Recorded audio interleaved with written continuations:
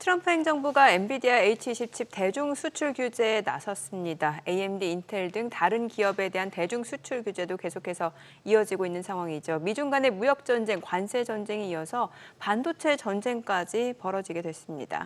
용인대 중국학과 박승창 교수 모시고 미중 간의 첨단 산업 패권 경쟁에 대해서 알아보도록 하겠습니다. 어서 오세요. 안녕하세요.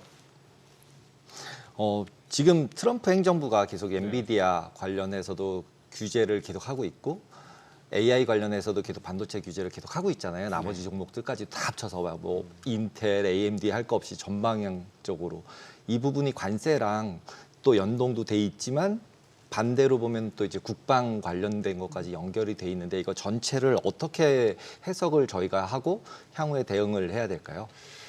관세 전쟁하고 이거는 좀 별개로 보셔야 돼요. 그러니까 관세 전쟁은 출발점이고 네. 지금 반도체 AI는 제일 후반부 부분에 미국이 제일 걱정하는 분야냐. 아까 우리 앵커님이 말씀하셨다시피 국방이죠. 지금 미국이 중국을 보는 시각은 딱 두 가지가 있습니다.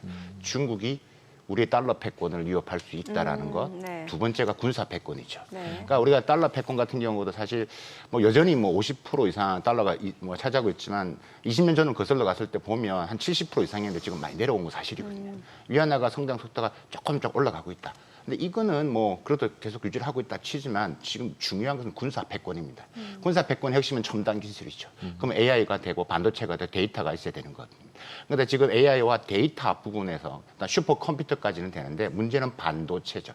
그래서 중국이 반도체가 약했던 거고 이게 이제 바이든 행정부도 직접적으로 때리기 시작했던 거죠.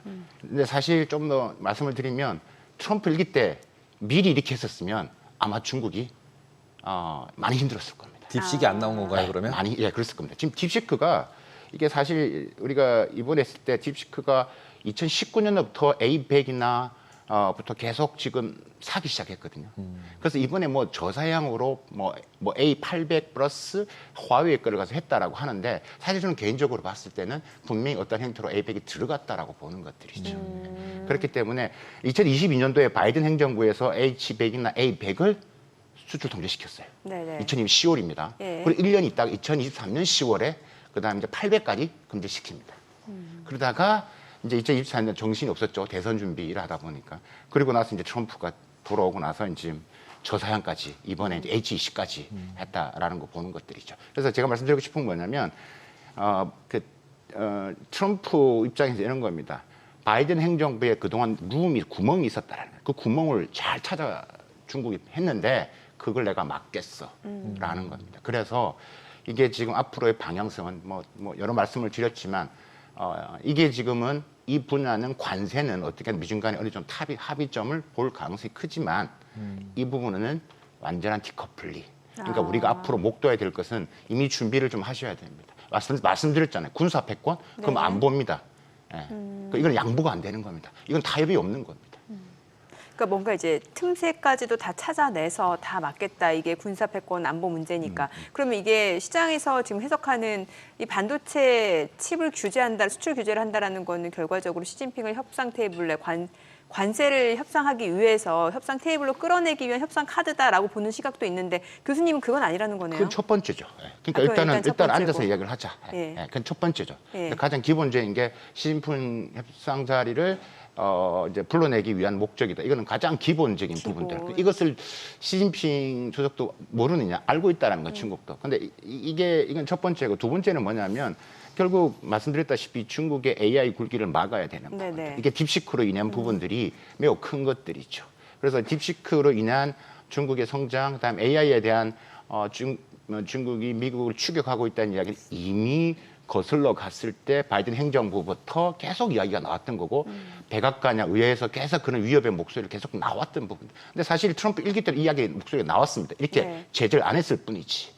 그래서 이제 그게 이제 두 번째 목적이고요. 그럼 이게 표면적인 목적 두 가지인데 그러면 전반적으로 봤을 때는 결국은 트럼프 입장에서는 이런 걸 보여주기 쉽겠죠. 나는 바이든하고 달라. 그러니까 바이든은 너희가 빠져나갈 구멍이 있었지만 나는 그 구멍까지 막을 거야.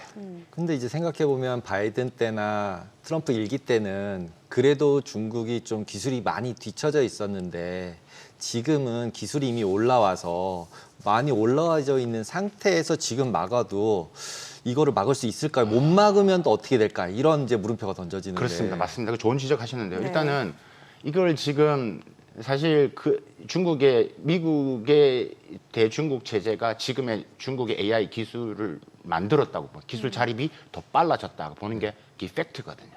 그러니까 양적 데이터, 우리가 AI에 대한 뭐 특허라든가 국제적인 논문을 보시면 요 지난 5년, 6년 사이에 집중적으로 나옵니다. 네, 중국이 많이 썼죠. 집중적으로 혹시 네. 나옵니다. 그 양적 지표를 포함해서 질적 성장이 대표적인 게 이제 딥시크죠. 그래서 말씀하셨다시피 이게 그러면 했을 때 이제 막아줄 수 있느냐라는 부분들이죠. 일단은 충격이 가해질 거라고 보여집니다. 아까 그 조그만 룸까지도 막겠다고 하는 건데. 근데 이미 이런 부분에서 중국도 알고 있었기 때문에 3월 달에 물건을 전에 많이 가져갔고, 그다음에 우회 수출 부분에 있어서도 이제 이런 부분들을 통해서 직접이 아니라 우회 수출도 여러 가지 통해서 중국이 이미 많이 지금 쌓아둔 걸로 지금 보여지고요. 그 사이에 지금 화웨이가 지금 어센더 910 시리즈, 즉 화웨이 버전의 이 GPU가 지금 한 A100 정도의 한 80% 정도, 70 알려진 바는 그렇습니다. 그까지 지금 올라왔다라고 많이 얘기를 하고 따라잡았네요. 있기 때문에 이게 막아지냐라는 부분에 있어서 저는 개인적으로 시간은 조금 더디겠지만 간다라고 보는 게 저는 맞을 것 같다라는 생각이. 제가 정확히 기억이 안 나요. 화웨이를 금 서버를 못 쓰게 막은 때가 시작하는 시기 아니었던가 싶은데 네. 그러면은 이제 그렇게 막고 나면은 원래 쫓겨나면은 숨어서 더 개발을 열심히 하잖아요. 그 결론이 이미 화웨이 같은 경우는 이미 지금 말씀하신 것처럼 어느 정도 80%면 80%까지 이미 다 어센더 올라온 910 상태다. GPU. 예. 그게 이제 똑같이 이제 그 화웨이가 만든 GPU고, 그러니까 SMIC가 만든 7나노 기반의 칩을 기반해서 만든 GPU거든요. 그게 지금 요 5년 사이에 많이 올라온 거죠. 올라온 상태. 그래서 딥시크도 이야기는 지금 A800과 지금 어센드 910 이걸 가지고 해서 만들었다라는 이야기를 하고 있는데, 어쨌든 그래서 지금 두 가지죠. 아까 우회적인 채널 부분들도 이미 좀 많이 들어갔을 거고, 그 시간을 좀 벌어놓은 게 있을 것이다. 그리고 이제 화웨이가 한 80% A100까지 가는 부분에서 이제 하는 부분들도 있는 거고요. 확실히 미국은 무에서 유를 만들어낸다라고 하면은 중국은 패스트 팔로워가 맞긴 하네요. 그렇죠. 예. 자, 그래서 이제 지금 뭐 시장에서는 막 트럼프는 지금 초조하고 시진핑은 여유롭다라는 해석이 나오는데 이게 진짜 맞는 거예요? 네, 저도 칼럼도 어제자로 칼럼 나왔는데 제 제목이 그렇습니다. 뭐라고요? 조급한 미국 vs 네. 느긋한 중국. 그러니까 일단 지금 중국이 갖고 있는 여러 가지 그러니까 대응 시나리오가 여러 가지. 그거 우리가 제가 그 이야기는 참 길지만 국채 매도 위안화, 전략 네. 물자의 무기화, 미국 기업 제재 이런 이야기들은 맞는데 우리가 관세 전쟁만 보고 이야기하더라도 중국 입장에서는 별로 조급하지 않아 보인다. 일단은 중국 생각은 이런 것 같습니다. 일단 수입 많이 하는 사람이 더 힘들 거야. 너희가 더 힘들 거야. 라고 보는 거죠. 예를 들면 일단은 우리가 많이 지금 이야기했다시피 지금 아이폰이나 월마트나 아이폰 자체가 공장이 지금 아무리 인도나 지금 태국으로 뺐다고 하지만 여전히 중국의 80%를 만들고 있고, 그러면 결국 미국 소비자가 영향을 받을 거고, 지금 미국 사람들이 쓰는 이 월마트, 가장 서민들이 가는 게 월마트잖아요. 60%가 아직 메이드 인 차이나입니다. 거기다 또 하나가 지금 중국에서 미국으로 수출하는 많은 제품은 중국 내에 있는 미국 기업이 만든 제품도 많습니다. 그러니까 너희 기업도 다쳐. 라는 생각을 가지고 있는 것들이죠. 두 번째가 뭐냐면 이미 중국은 미국에 이제 이걸 알고 이제 계속 준비를 해왔던 거죠. 트럼프 일기 때 했을 때 중국의 미국 수출 의존도가 한 19.7%, 한 20% 정도 됐습니다. 올해 1, 2월달만 보면 14%입니다. 그럼 그 사이 벌써 한 6% 줄였죠. 일단 줄이고 있고요. 그다음에 두 번째, 그러면서 다변화를 하고 있죠. 그래서 이제 중동, 아프리카. 재밌는 거 하나 말씀드리면 지금 중국에서 수출을 가장 많이 하는 소매 상품으로 많이 하는 곳이 중국 절강성 이우라는 동네가 있습니다. 네. 거기에 많은 수출 기업들이 있거든요. 그런데 거기 유행이 어떤 거냐면 아랍어 배우고 스페인어 배우고, 그러니까 정부가 그런 비용을 다 줍니다. 그러니까 너희가 마음의 준비를 하고 있어. 그러니까 수출처 다변화를 다변화를 준비해 왔다는 아랍 거예요. 우리가 정부를 해서 열어줄 테니까 만들어 올 테니까 바이어를, 그러니까 너희가 하려면 기본을 해야 되니까 아랍어, 스페인어, 거기가 모여 있는 수출 기업인데 거기서 그냥 뭐 아침에 일어나서 아랍어 수업 듣고 저녁에는 스페인어 수업 듣고 이렇게 하고 있습니다. 그러니까 지금 이렇기 때문에 지금 입장에서 또 하나는 이제 이게 이제 사회주의하고 자본주의지만 자본주의는 그냥 막 지금 뭐 미국도 지금 시위를 많이 하지 않습니까? 중국은 안 그렇습니다. 여전히 사회주의라는 게 있기 때문에 견딘다 이거죠. 견딘다. 그러니까 지금 돌아다니는 여러 가지 뭐 이런 동영상을 쇼폼을 보면 그런 것을 독려하는 게 엄청 많습니다. 그렇기 때문에 이런 전반적인 관세만 놓고라서도 시진핑은 우리 중국 입장에서는 우리가 느긋하다. 어제 뉴스 보다 보니까 이제 아시아 패밀리 뭐 이런 단어를 쓰더라고요. 네. 그러면은 실제로 한국, 일본 뭐 이렇게 같이 뭘 해보자 이런 얘기를 계속 하고 있는데 이런 연합이 중국이 좀 힘을 가질 때 지금같이 이제 몰려서 관세로 다 혼날 때 이제 자기 편을 만들려고 하는 것 같은데 이게 성공할 가능성이 있다고 보시나요? 그러니까 트럼프 전 대비해서는 가능성이 높아진 건 사실이죠. 근데 이제 군사적으로 볼 때 도저히 할 수 없는 상태인데도 불구하고 저렇게 하는 걸 보면 저게 지금 저런 아시아 패밀리라는 게 뭔가 기회가 있다고 생각하니까 저렇게 미국이 하지 않을까? 지금 미국, 중국 중심으로 이렇게 지금 동맹을, 그러니까 중국 중심으로 이렇게 우방을 지금 우군을 만드는 거 말씀하시는 거죠. 네, 맞습니다. 그러니까 지금 한중일도 매우 중요합니다. 지금 중국이 그래서 우리 기업 입장에서 우리가 한중만을 이야기를 본다라면 중국과 비즈니스 하시는 분 같은 경우 지금이 어떻게 보면 매우 좋은 기회가 있을 수 있습니다. 지금 앞으로 어떤 일이 벌어지냐면 중국 기업들이 한국에 엄청 많이 들어올 겁니다. 투자도 많이 들어올 거고요. 그러면 그건 좋게만 보는 게 아니라 또 그게 역기능도 있습니다. 그러니까 그런 것까지 길어질 수 있는데 어쨌든 그런 변화가 생기는 거고요. 일본도 그래서 한중일을 계속 강조를 하는 거고 하자마자 지금 18일까지 지금 시진핑 주석이 베트남, 캄보디아, 말레이시아를 지금 돌았습니다. 그 베트남하고 그 캄보디아는 매우 중요하죠. 이번에 미국이 캄보디아한테도 49%, 베트남한테 46%입니다. 그렇기 때문에 매우 기분 나쁠 수 있죠. 그래서 이제 일단 아까 말한 우군의 확보의 의미도 있고 또 하나가 뭐냐면 메이드 인 차이나가 베트남으로 갔다가 캄보디아를 갖고 우리가 말한 택갈이라고 하죠. 택깔이. 바꿔서 가는 거죠. 네. 택을 바꿔서 네. 하는 거죠. 미국은 지금 그것까지 잡겠다라는 것들이. 그래서 그렇죠. 미국 그러니까 협상을 지금 베트남 총리 이런 부분에서 알고 있는 거죠. 지금 베트남 부분에서 미리 이실직고 하는 거죠. 우리가 그거 못하게 막을게요. 우리 관세 좀 낮춰주세요. 베트남에서. 그러면 시진핑 가서는 뭐겠습니까? 야, 그래도 잘해보자. 그러니까 지금 이런 일이 벌어지고 있는 겁니다. 지금. 그러니까 지금 말씀하셨다시피 이게 전반적으로 이게 그래서 지금 외교 행보가 지금 포괄적으로 일어나는 거고 하나하나 국가마다 의미가 있는 거죠. 말레이시아는 왜 가느냐? 말레이시아는 이번에 아세안 국가의 의장국이 말레이시아입니다. 역할 좀 해라. 우리가 뭘 지원해 줄까?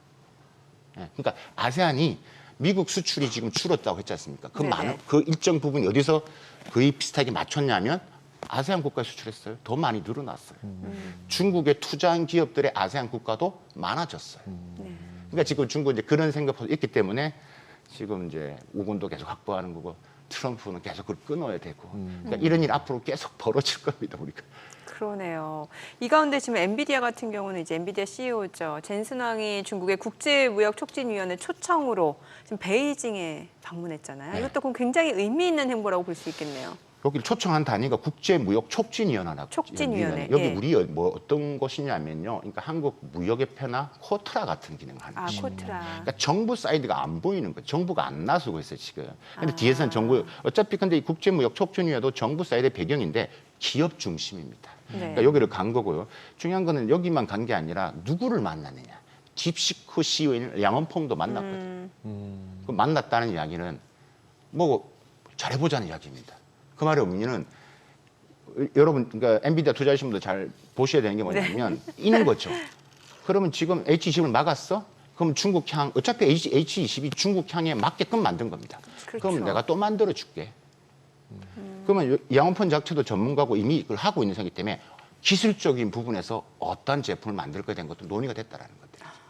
그러니까 이제 우리가 단순히 같다라는 것들인 게 아니라 어떤 대화가 이루어져 있고 엔비디아 입장에서는 그 20% 가까이가 중국에서 오는데 버는 전체 매출에서 그러니까 당연히 할 수 있고 뭐 지금도 나온 보면 여전히 걱정하지 마라. 난 중국과 함께 간다. 뭐 중국이 여전히 중요한 우리는 시장이다. 이렇게 얘기를 하고 있고. 근데 이제 시장이 제일 우려하는 거는 미국이 트럼프가 아예 중국에 그런 거 수출하지 마라고 하는 걸 제일 우려를 하고 있잖아요. 네. 예를 들면 삼성전자한테 중국에 이런 거 주지 마.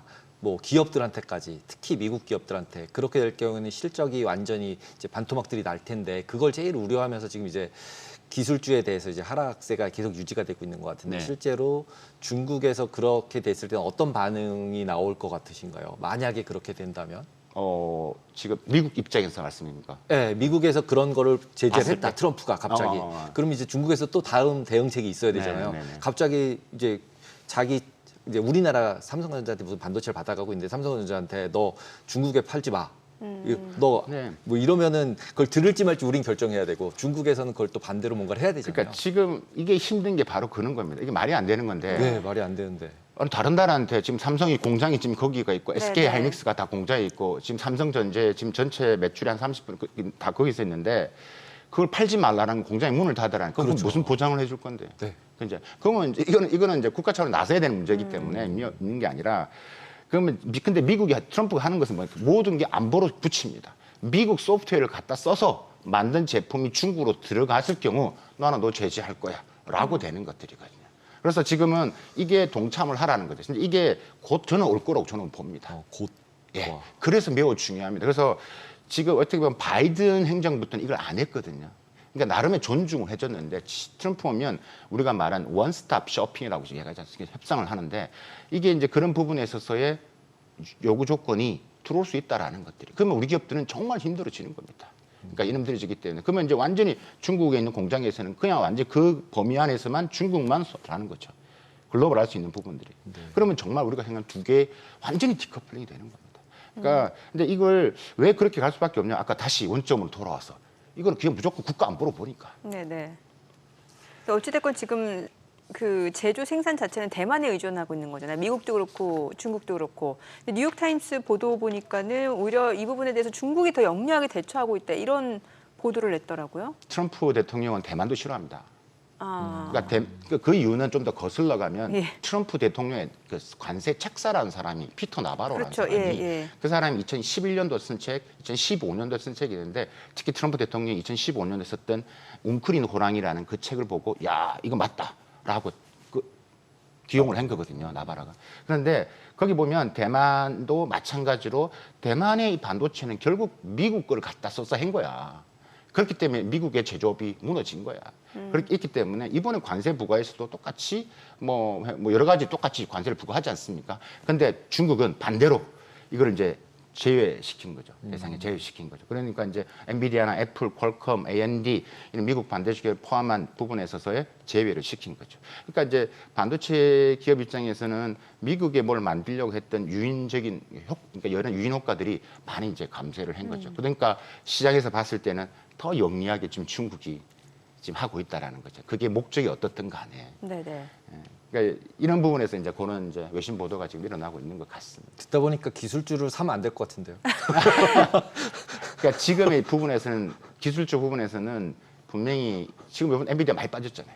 예, 많이 빠졌는데 엔비디아가 또 얘를 또 하나 중국형을 또 만들었어요. 네네. 그런 부분에서 그러면 또 수출이 했을 때 또 올라가겠죠. 그러면 또 트럼프가 가만히 있냐? 안 그렇다는 그렇죠. 이야기죠. 또 그러니까 못하게 그런 굴곡이 분명히 있을 거라고. 그러니까 저는 그 전부터 계속 이야기했던 게 뭐냐면 트럼프하고 해리스 등이 했을 때 중국이 시진핑 누구를 응원할까요? 라고 이야기를 제가 많은 방송을 할 때 저는 고민도 안 하고 분명히 민주당을 응원할 것이다. 많은 있는데 왜냐하면 트럼프가 오면 트럼프 일기 때하고는 전혀 다르다라는 거죠. 네네. 그러니까 지금 우선 이야기가 정말 묻고 더블로 간다. 묻고도. 바이든이 해왔던 것을 그대로 가져오고 관세까지 붙입니다. 그다음 바이든이 구멍을 만들어 놓았던 것을 메꿉니다. 그러니까 이제 힘들어지는 것들이죠. 그러니까 이거를 저는 관세뿐만 아니라 품목별 관세 다음 이어지는 반도체 말고 또 지금 여러 산업들이 계속 지금 일어날 겁니다. 네. 그때마다 계속 지금 변동성이 심해질 수밖에 없다라는 부분들. 중요한 것은 우리죠. 그럼 그렇죠. 우리 정부의 협상이 중요한 예, 거고 예. 말씀하셨다시피 한국에 동참하라. 바이든 행정부는 동참했으면 좋겠다라는 거고 트럼프 지금 이기는 동참을 해라. 네네. 아니면 관세 간다. 그죠. 고르라는 거니까. 그렇죠. 예. 그러니까 이건 좀 결이 다르다는 이야기예요. 네. 그러면 이제 우리가 어떤 식으로 하는 게 매우 중요한 입장인 거고 이거는 기업이 할 수 있는 부분이 없습니다. 그래서 이게 지금 이제 어떻게 보면 지금 다음 주부터 지금 우리 정부가 협상에 들어가고 그다음에 이제 자기 정부에서 이제 풀어 나가야 될 부분이기 때문에 이제 그 트럼프 위기가 시작됐기 때문에 앞으로 지금 4년 동안 일어날 일들이 저는 걱정이 엄청 많습니다. 걱정이 계속 저는 이거 많죠. 팔로우를 하고 있고 중국이 어떻게 대응할 것이냐를 계속 조사를 하고 있는 이런 전문가 입장에서 보면 걱정이 많이 되는 거죠. 참 트럼프 젠슨왕 자기 친구라고 하더니 이렇게 뒤통수 치는 느낌이면 좀 그러네요. 이제 시작인 거고. 알겠습니다. 오늘 내용 여기까지 듣겠습니다. 고맙습니다.